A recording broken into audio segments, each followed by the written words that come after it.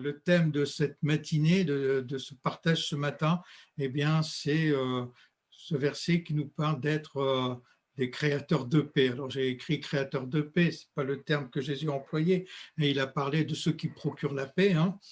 Mais voilà le verset, en fait, c'est le verset 9 de Matthieu 5, hein, où Jésus va nous dire « Heureux ceux qui procurent la paix, car ils seront appelés fils de Dieu ». Bien sûr, quand Jésus parlait de ceux qui procurent la paix, eh bien, c'est pour ça que j'ai noté créateur de paix, parce que voilà, c'est à ça qu'on est appelé. Alors, voilà, dans ces versets, eh bien, dans ce verset plutôt, il y a trois éléments que nous pouvons retrouver. Hein. Le premier élément qu'on va retrouver d'ailleurs dans tous les versets du Sermon sur la montagne, c'est le fait d'être heureux. Hein, et puis, je ne reviens pas dessus, simplement je vous rappelle que quand Jésus va dire que nous sommes heureux, en réalité, il est en train de nous dire qu'on est bénis. C'est d'ailleurs la raison pour laquelle ce Sermon sur la montagne, on l'appelle aussi les béatitudes. Alors, le deuxième élément qu'on va retrouver dans ce verset, c'est cet élément justement qui sera le thème de cet enseignement ce matin, c'est le fait que Jésus nous invite à être de ceux qui procurent la paix. D'ailleurs, en grec, procure la paix en français, c'est trois mots, mais en grec, c'est un seul mot. C'est vraiment une notion, la paix est associée tout à fait dans ce terme avec le fait de la procurer. C'est une action. Et puis, ce que Jésus va dire, c'est que, eh bien sûr, on est béni dès lors qu'on est dans cette dimension d'être des enfants de Dieu qui sont dans cette action de procurer la paix. Eh bien, le résultat de ça, le bénéfice de ça, eh bien, c'est qu'on est appelé fils de Dieu. Alors, je ne sais pas si ça vous intéresse d'être appelé fils de Dieu, mais en tout cas, moi, je suis très intéressé par le fait que Dieu me reconnaisse comme son fils. Mais justement, encore une fois, ce sermon sur la montagne, eh bien, il s'adresse aux enfants de Dieu. C'est-à-dire, si tu n'es pas intéressé par être un enfant de Dieu, bien, passe à côté, quoi. Mais si vous êtes là avec nous ce matin, ce n'est pas votre cas, bien sûr. Hein, mais voilà, on est certainement très intéressé, on est certainement très, très impacté, je vais dire, parce que Dieu impacte nos vies, le fait d'être fils de Dieu. Alors, je vais tout de suite partager sur le sens de celui qui est, ça veut dire quoi être appelé fils de Dieu? Eh bien, justement, je suis fils de Dieu parce que Dieu est mon Père. Enfin, je le prends vraiment comme mon Père, c'est-à-dire celui qui a cette autorité de Père, celui qui m'enseigne, celui qui me met aussi les limites pour mon bien. Un père, il ne va pas faire, c'est un peu ce que disait Monique tout à l'heure, mais il ne va pas faire n'importe quoi avec ses enfants. Nous qui sommes pères ou mères d'ailleurs, c'est pareil. On ne fait pas n'importe quoi avec nos enfants. Eh bien, je veux dire, nos enfants ont intérêt à écouter. Si on leur dit, par exemple, mets pas tes doigts dans la prise de courant, il y a une raison précise pour laquelle on dit ça. On sait que ça va lui faire du mal s'il fait ça. Eh bien, quand je suis appelé fils de Dieu, c'est que je reconnais vraiment l'autorité du Père de Dieu. Il est celui qui sait et qui me donne des consignes, donne un cadre, et puis aussi, bien sûr, il me remplit de son amour. Alors, le résultat de ça, être appelé fils de Dieu, eh bien, c'est que je sais et j'entre dans cette dimension de la dépendance. Je suis dépendant, je reconnais, je sais, en tout cas, c'est mon désir, c'est ce que j'accepte, c'est ce que je désire, c'est ce que je suis. Eh bien, je suis dépendant de Dieu.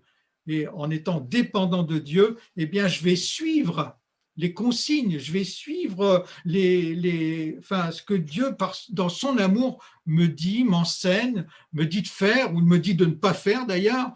Eh bien, voilà, je suis vraiment dans la dépendance complète de mon Père. Ça, c'est le deuxième élément. Et puis, le troisième élément, c'est que le fait que je sois un fils de Dieu, eh bien, je sais que je suis aussi celui qui est protégé par le Seigneur. Ma vie a une importance aux yeux de Dieu. Il me protège, ne serait-ce que par ses enseignements, parce qu'il me demande, par le cadre qu'il me met, mais aussi il me bénit, c'est-à-dire qu'il me fait du bien. Il me fait du bien d'ailleurs, même quand le cadre qu'il me met dépasse un peu mon entendement, où il y a des choses que peut-être dans notre vie, quelquefois, on a du mal à comprendre pourquoi Dieu met telle ou telle limite. Eh bien, mais Dieu nous bénit, Dieu nous fait du bien.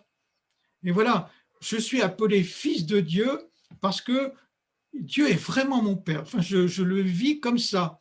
Je suis dépendant de Dieu, je suis protégé, béni par le Seigneur. Et puis, enfin, je ne l'ai pas marqué là, mais vous savez aussi, la Bible nous dit que nous sommes les héritiers. Enfin, Dieu, dans sa bénédiction, il y a des choses qui nous dépassent. On est des héritiers. Vous savez, un héritier, il touche quand, enfin, il touche son héritage quand son ascendant, c'est ça comme on dit, son ascendant n'est plus. Mais alors, quand nous, enfin, quand Jésus reviendra chercher son Église, quand on vivra là-haut pour l'éternité dans le ciel, eh bien, on vivra avec cet héritage parfait d'être appelé fils de Dieu. Mes frères et sœurs, cet héritage en réalité, on le vit déjà, on est censé déjà le vivre ici alors qu'on est sur cette terre. Je vous rappelle d'ailleurs le thème de ce message que Jésus nous enseigne quand il nous parle du sermon sur la montagne. Eh bien, c'est vraiment, il nous enseigne à vivre le royaume de Dieu. Alors, frères et sœurs, on a déjà, alors qu'on vit sur cette terre, cet héritage. La question, est-ce que je suis vraiment concerné? Est-ce que ça me fait quelque chose? Est-ce que c'est vraiment mon désir d'être appelé fils de Dieu? En tout cas, c'est bien. Et donc, pour revenir à ce verset, parce que dans cette dimension-là, évidemment, il y a tout cet enseignement qu'on va retrouver sur le sermon sur la montagne, mais donc Jésus va mettre l'accent ici sur ceux qui procurent la paix. Alors, la paix.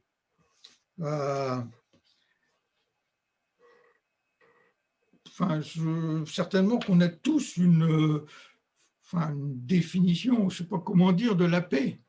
Mais avant de rentrer dans cette dimension-là, j'aimerais vous rappeler une chose, parce que je pense qu'en tout cas, ça c'est moi, peut-être c'est vous aussi, moi j'aime regarder ce que Dieu est, parce que Dieu est réellement, pour moi, un exemple.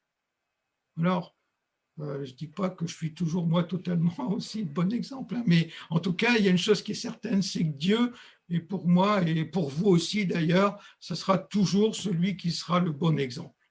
Et donc, dans cette dimension-là aussi, je veux regarder l'exemple que Dieu est. Et si Dieu, quand Jésus va dire que heureux ceux qui procurent la paix, car ils seront appelés fils de Dieu, eh bien, on ne peut pas ne pas regarder à Dieu. Dieu est celui qui est le créateur de la paix. Il est le créateur de la paix, dans ce sens aussi, d'ailleurs, où c'est lui qui fait le premier pas, par exemple. Je ne sais pas si c'est vous qui avez d'abord cherché Dieu, mais en tout cas, c'est sûr que c'est Dieu qui est d'abord venu.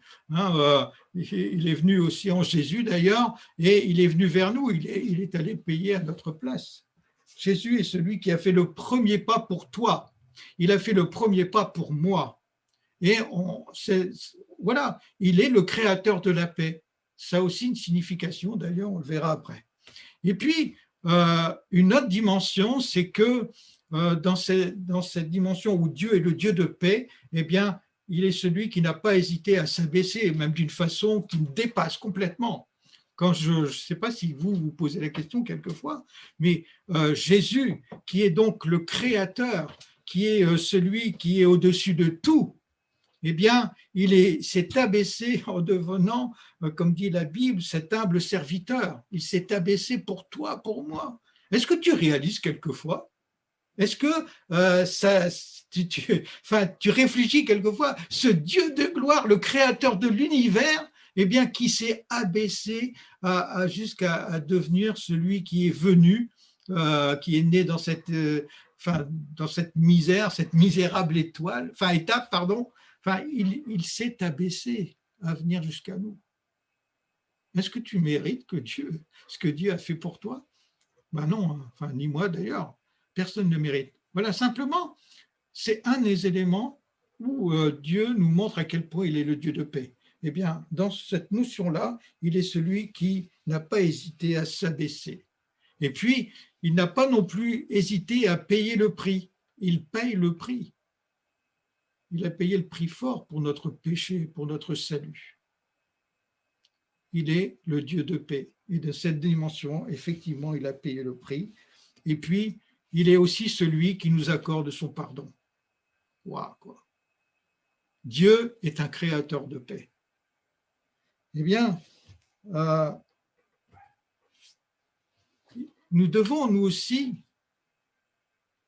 nous efforcer à être un créateur. Bon, j'ai écrit la phrase, je pense qu'elle est un peu mal écrite, mais en tout cas, ce que je voulais dire par là, c'est qu'on doit, nous qui sommes ces enfants de Dieu, qui avons pour Père notre Seigneur, pour Père notre Dieu, eh bien, nous devons nous efforcer, nous aussi, à être des créateurs de paix à l'image de notre Dieu, qui est lui, ce créateur de paix. C'est quelque chose que nous sommes appelés à vivre parce que nous sommes des enfants de Dieu. Alors, j'aimerais vous rappeler quelque chose ce matin. C'est que la paix, eh bien, quand on prend Galates 5, 22, par exemple, l'apôtre Paul va nous dire qu'il est, enfin, je l'écris comme ça parce que Paul va nous parler du fruit de l'esprit. Et la paix, elle est décrite dans ce que Paul appelle le fruit de l'esprit. Et je pense qu'il y a une notion importante quand Paul, justement, ne va pas dire dans les fruits de l'esprit, il va nous parler du fruit de l'esprit. Et dans ce fruit de l'esprit, où il y a la paix, on voit que la paix est associée à plusieurs éléments. Elle est associée à l'amour, elle est associée à la joie, elle est associée à la patience, elle est associée à la bienveillance. Je rappelle que la bienveillance, c'est la disposition à être favorable et indulgent vis-à-vis de ceux qui nous entourent. La paix est associée à la bonté, c'est-à-dire associée à faire le bien. La bonté, c'est faire le bien, c'est faire grâce à l'autre aussi. Elle est associée à la fidélité, à la douceur, à la maîtrise de soi. Et ce qui me semble important, quand je vous parlais tout à l'heure, je vous disais que la paix est donc dans le fruit de l'esprit, dans le fruit de l'esprit, eh bien, ça me fait dire une chose, c'est que tous ces éléments-là ne sont pas dissociables. C'est-à-dire que l'amour, la joie, la patience, la bienveillance, la bonté, je ne peux pas dire, par exemple, eh bien, moi, j'ai l'amour, j'ai la joie, j'ai la patience, j'ai la bienveillance, j'ai la bonté, ouais, c'est super, mais bon, la fidélité ou la maîtrise de soi, ça ne fait pas partie de ce que je suis. Eh bien, je ne suis pas un instrument de paix dans ce cas-là, parce que ce n'est pas dissociable. En tout cas, c'est la façon dont je comprends les choses. C'est-à-dire que, alors que je suis celui qui est cet instrument de paix, ce constructeur de paix, en même temps, je suis, parce qu'il y a en moi ce fruit de l'esprit qui est déposé, eh bien, je suis celui qui aime, celui qui est aussi rempli de joie au-delà des circonstances et des situations, celui qui est patient, celui qui est bienveillant, celui qui est bon, celui qui est fidèle, celui qui est doux, et celui qui a cette maîtrise de soi. Il me semble que c'est des choses qui sont importantes et nécessaires de comprendre et de saisir. Alors, on va regarder un petit peu qu'est-ce qui nous empêche ou qu'est-ce qui empêche que nous soyons des constructeurs de paix ou même qui viennent à détruire la paix. Alors, on peut, dans notre vie de tous les jours, je suppose qu'on a tous été concernés par cette situation, mais on vit tous. Qui d'entre nous n'a jamais vécu, par exemple, une situation conflictuelle? Eh bien, je pense que tous on l'a vécu. Je ne vais pas comment je vais vous dire ça, certainement d'ailleurs qu'on sera encore confronté, c'est même sûr, à des situations conflictuelles, ça fait partie de la vie. Mais quand cette situation conflictuelle, quand je la gère uniquement par mes émotions, eh bien, je peux vous garantir que vous n'allez pas être à ce moment-là un constructeur de paix. Ça ne veut pas dire que les émotions, elles ne sont pas là. Ça ne veut pas dire que ce qui est en train de bouillir en vous n'est pas là. Mais là, en tout cas, le constructeur de paix ne va pas gérer les conflits uniquement avec ses émotions. Il va le gérer avec l'Esprit de Dieu, avec l'humilité, etc. Enfin, on reviendra là-dessus. Qu'est-ce qui va empêcher d'être un constructeur de paix? Eh bien, par exemple, c'est envier les autres, c'est la jalousie, la vanité, se croire supérieur aux autres, par exemple, se satisfaire de ce que je suis. Moi, je suis meilleur que tout le monde d'ailleurs. Hein. Certains pensent ça. Hein. S'attacher à des choses illusoires. Chercher à tout prix son intérêt. Ça va pas être, on ne sera pas un constructeur de paix si on fait ça. On ne sera pas non plus un constructeur de paix si on a du mal à pardonner ou même si on ne veut pas pardonner. C'est sûr qu'on ne sera pas un constructeur de paix dans ce cas-là, parce que justement, être un constructeur de paix, eh bien, comme on l'a vu tout à l'heure quand je vous parlais de ce que Dieu est, eh bien, il est celui qui pardonne, eh bien, nous, de la même façon, on doit pardonner. Les disputes, eh bien, surtout, les disputes, ce sont des choses qui arrivent, effectivement, mais les disputes où, j'ai mis entre guillemets cette expression où dans la dispute, eh bien même on va jusqu'à aller mettre de l'huile sur le feu, on va plutôt envenimer les choses que chercher à apaiser les choses. Eh bien dans ce cas-là, c'est sûr qu'on ne sera pas un constructeur de paix. Et puis aussi, par exemple, quand on va, je vois que j'ai fait une faute, rendre le mal pour le mal. Évidemment, si quelqu'un nous fait du mal, eh bien, on veut rendre l'appareil, on n'est pas dans la dimension de ce que Dieu est déjà, on n'est pas dans cette dimension où on est à l'exemple du Seigneur, et c'est sûr que dans ce cas-là, on n'est pas des constructeurs de paix. Or, je vous rappelle quand même que c'est ce que Jésus nous demande d'être, dans ce verset de Matthieu 5, « Heureux ceux qui procurent la paix ». C'est ce que Dieu nous demande de vivre, nous qui vivons le royaume de Dieu. Eh bien, voilà. On va essayer donc de regarder un petit peu maintenant ce que la Bible nous enseigne justement par rapport à cette notion au travers de différents versets, comment Dieu voit les choses pour nous qui devons être justement ces constructeurs de paix. Voilà, Colossiens 3, versets 13 à 15. Qu'est-ce qui nous est dit ici? Supportez-vous les uns les autres. Et si l'un de vous a une raison de se plaindre d'un autre, alors pardonnez-vous réciproquement, tout comme le Seigneur vous a pardonné. Et par-dessus tout, mettez l'amour, ce lien qui vous permettra d'être parfaitement unis, que la paix du Seigneur règne dans vos cœurs. C'est en effet à cette paix que Dieu vous a appelés en tant que membres d'un seul corps, alors soyez reconnaissants. Voilà, Dieu nous appelle vraiment, enfin ici Paul le rappelle aux Colossiens, c'est à cette paix que Dieu vous a appelés. Dieu nous appelle à être des constructeurs de paix. Tu veux être un enfant de Dieu?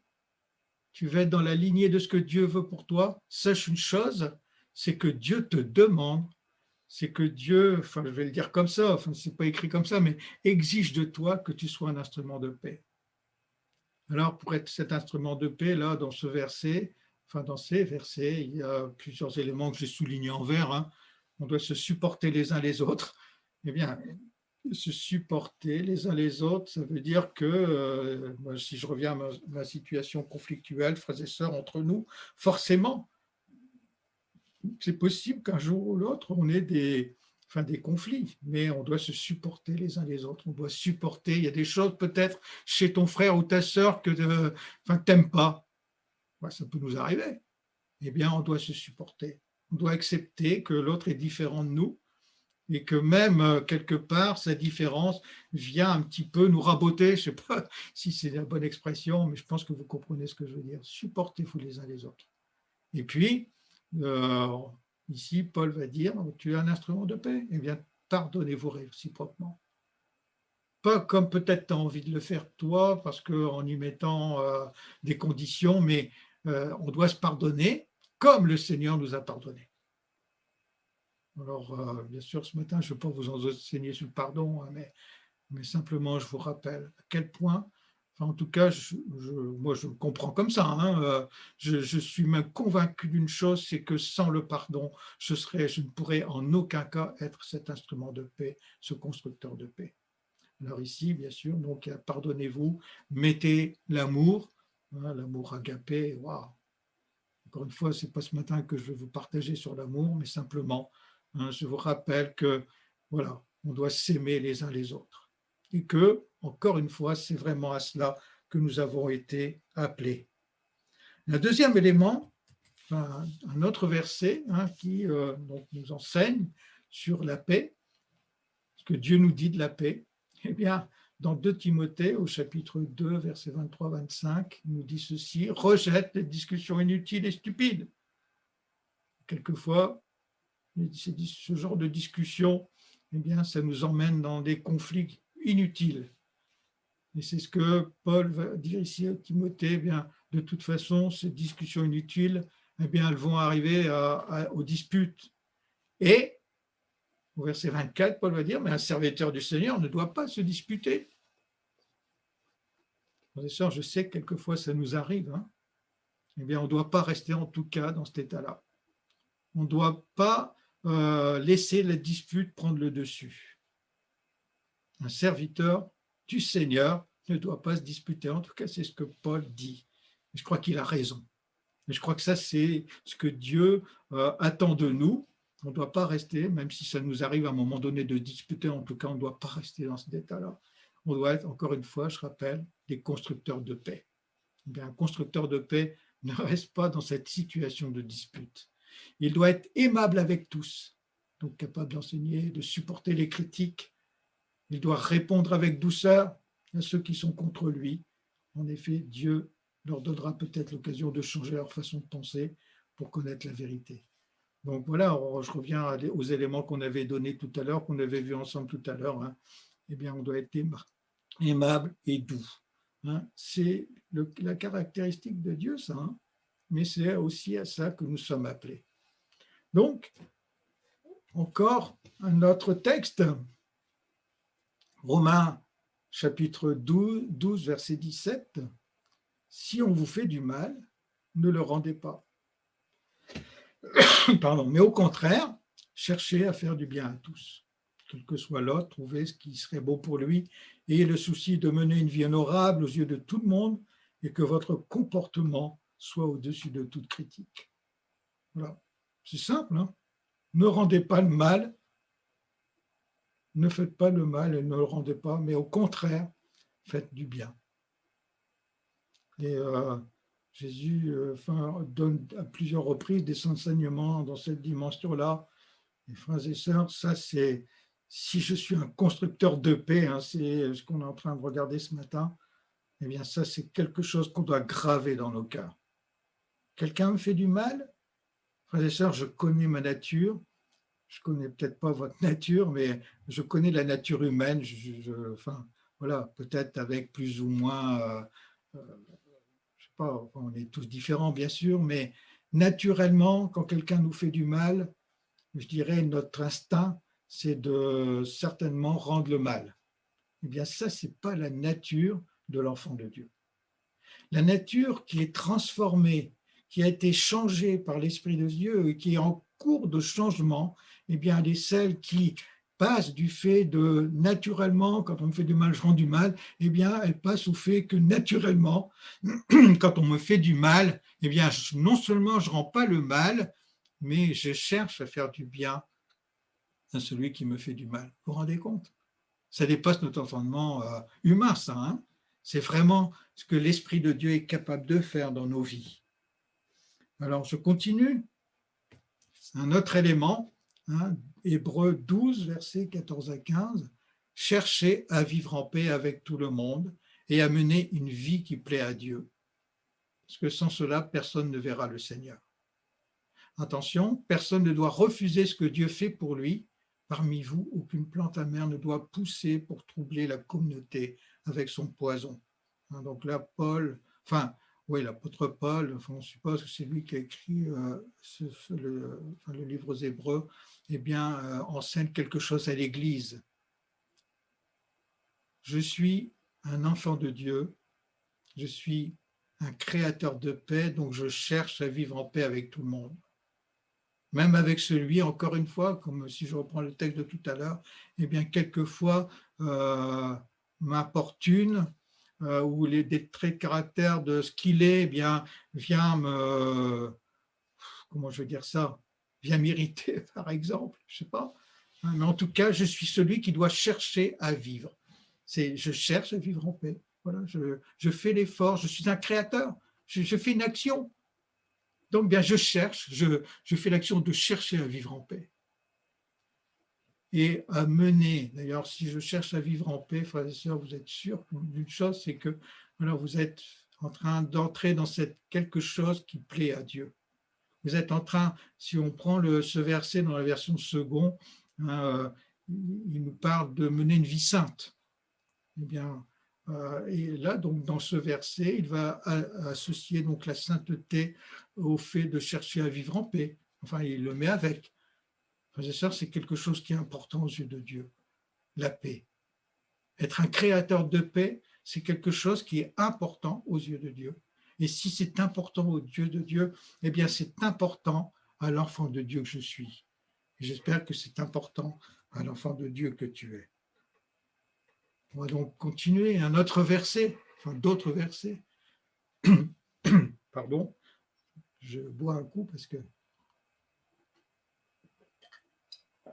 Voilà. Car là où règne la jalousie et l'esprit de rivalité, là aussi habite la discorde. Donc la discorde, ce n'est pas la paix, on est bien d'accord. Donc c'est pour ça que je l'ai mis en bleu. La jalousie, l'esprit de rivalité, la discorde, ben, ce n'est pas ce qui va construire la paix, c'est plutôt ce qui va détruire la paix. Le désordre, toutes sortes d'agissements inspirés par le mal. Au contraire, et ça c'est ça qui va nous intéresser, là, en tout cas dans ce qu'on doit faire.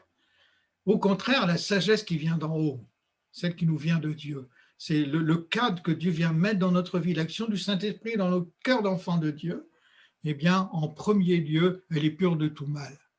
Elle aime la paix. Elle est courtoise, douce. Elle ne connaît pas les préventions, l'esprit de parti. D'ailleurs, dans l'Église, il n'y a pas de parti.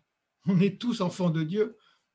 On travaille tous pour la gloire du royaume de Dieu. On ne travaille pas pour notre gloire à nous. Vous savez, les esprits de parti, c'est quand on ramène tout à nous, quoi. Quand on veut faire partie, quand on veut être mis en avant, on va créer des. Enfin, voilà.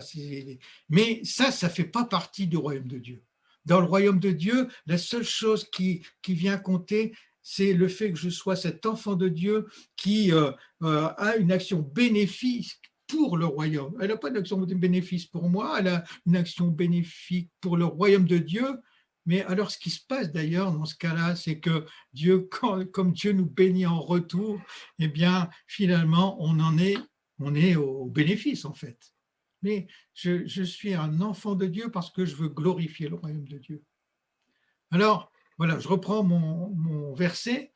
Donc, elle est courtoise, douce, elle ne connaît pas les préventions et l'esprit de parti, elle agit sans duplicité ni feinte. Ça, c'est notre humanité, qu'on a fait mourir. Elle est sans façon, sans phare, elle se montre compréhensive, conciliante, elle est ouverte à la discussion, elle est capable de céder, elle est pleine de compassion, de bonté, et donc elle produit beaucoup de bonnes actions.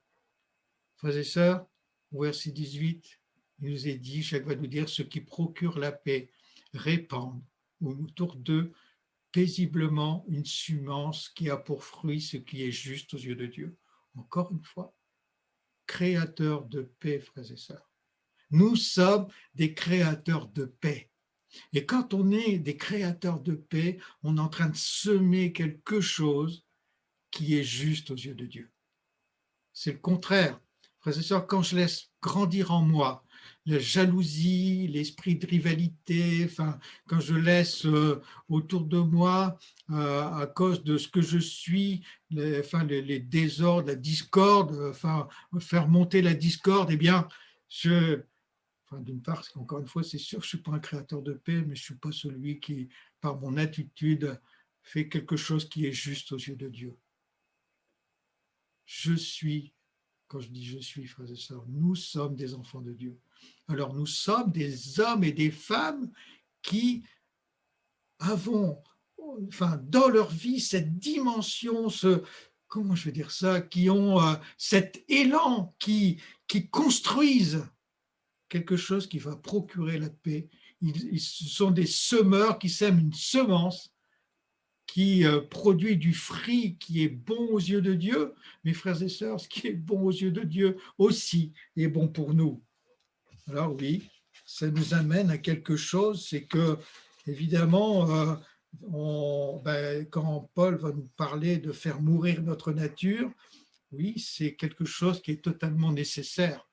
On doit faire mourir cette nature humaine pour faire vivre cette nature de la nouvelle naissance par l'Esprit de Dieu en chacun de nous.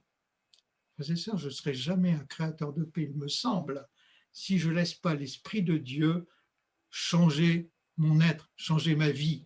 Je ne serai jamais un créateur de paix, comme Jésus me l'enseigne, si je ne viens pas à ses pieds, si je ne vis pas une intimité avec lui, parce que c'est dans son intimité avec lui, alors que je suis en prière, alors que je lis cette parole, que le Saint-Esprit vient agir dans ma vie, que le Saint-Esprit produit en moi cette naissance, cette nouvelle naissance qui continue à produire des bonnes actions dans ma vie. Ça, c'est ce que Dieu fait. Et c'est la réalité, frères et sœurs. Je suis un enfant de Dieu. Comment je vais dire? Je vais le dire autrement. Je me trompe si je crois que je suis un enfant de Dieu sans être un créateur de paix. Je suis dans l'erreur.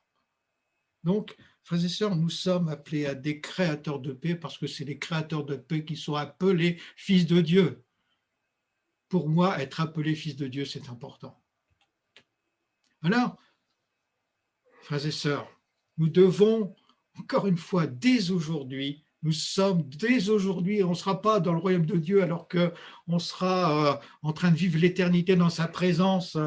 Quand le Seigneur sera venu chercher son Église, on est déjà en train de vivre le royaume de Dieu. Et le royaume de Dieu, frères et sœurs, ce n'est pas une question de nourriture et de boisson.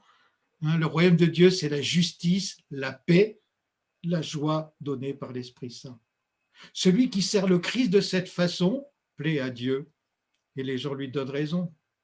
Alors, cherchons ce qui sert la paix et ce qui construit la communauté. Voilà ce que doit être notre dimension de vie à chacun d'entre nous, frères et sœurs. C'est ce que Dieu laisse dans nos cœurs. Nous devons être des créateurs de paix. Alors, un dernier élément ce matin, et je conclus. D'ailleurs, pour la conclusion. Romains 12, versets 18 à 19. Autant que possible, et dans la mesure où cela dépend de vous, vivez en paix avec tous les hommes. Autant que possible, dans la mesure où cela dépend de nous. Bien sûr, on doit être des créateurs de paix. Le fait d'être un créateur de paix, quand j'offre ma paix à quelqu'un, quelqu'un en question est tout à fait dans son droit, si je peux le dire comme ça, de ne pas vouloir de ma paix. Mais ça, ce n'est pas mon problème. Mon problème à moi, c'est d'être un instrument de paix.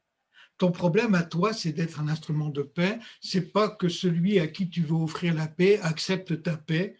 Ce n'est pas que celui avec qui tu veux être en paix, lui, il veut te faire la guerre.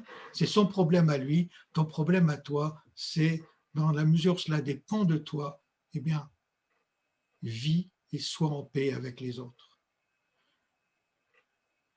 Alors, comment cela est possible? Eh bien, quelque part aussi, on l'a dans la suite de ces versets, au verset 19. Paul va dire, mes amis, ne vous faites point justice vous-même.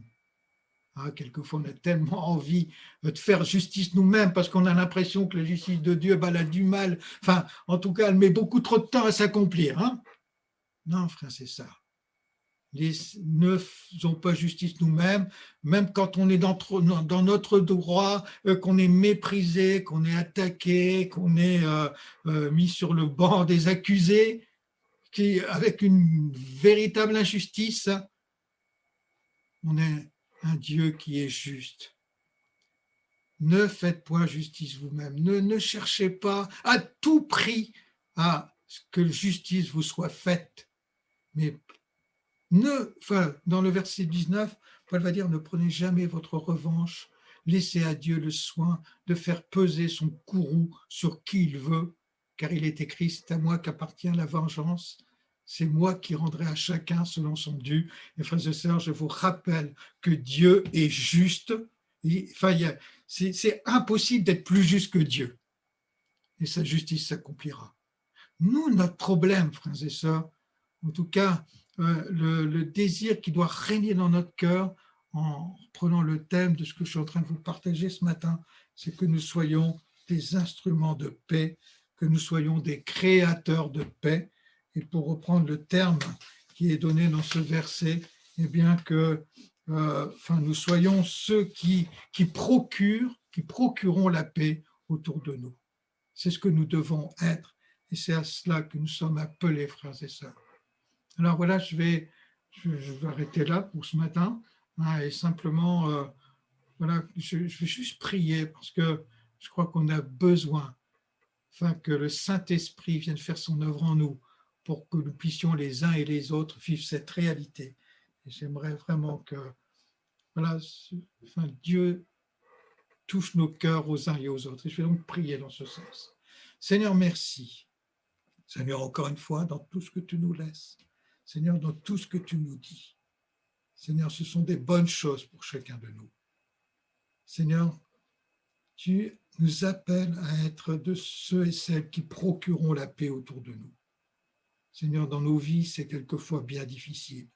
Seigneur, quand nous sommes dans des situations conflictuelles, Seigneur, même envers des gens que nous aimons, dans notre famille, dans notre famille d'église, avec nos voisins, qu'importe, Seigneur, on a quelquefois bien du mal, Seigneur, parce que, Seigneur, on se sent quelquefois tellement accablé injustement.